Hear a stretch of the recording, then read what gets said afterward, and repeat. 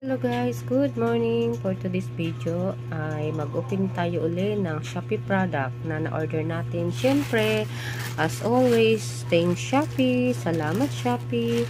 So, nag-order tayo guys ng pencil bags or 9-layer pencil bags para sa panganay kong anak. Kasi, mga gamit niya ay nagkakalat. Especially sa mga eraser, pencils, and basta pang gamit niya sa pan-drawing. So, simple lang in-orderan natin siya ng pencil bags, transparent. So, ayan, nakat ko na siya guys, para mabilis. Ayan, itaktak lang natin. Nakat ko na siya. Kinat ko na yung kanyang plastic. So, ayan. Ito ay mura lang naman guys. 124 sa Shopee. So, kulay green siya, mint green.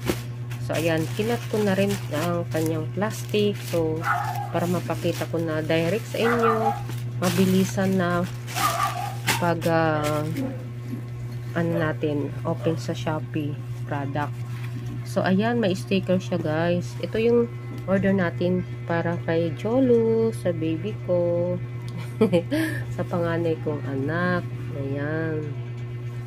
9-layer daw siya. 9 layer. So, titingnan natin kung 9-layer nga siya. Pero ito ay sticker. So, ididikit siya dito. Ito ay plastic.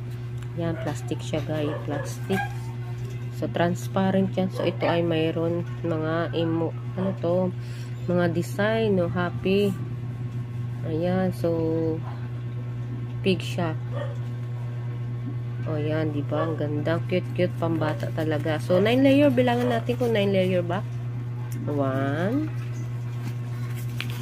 Tingnan ko kung 9-layer to. 2. So, 1. Ito ay 1.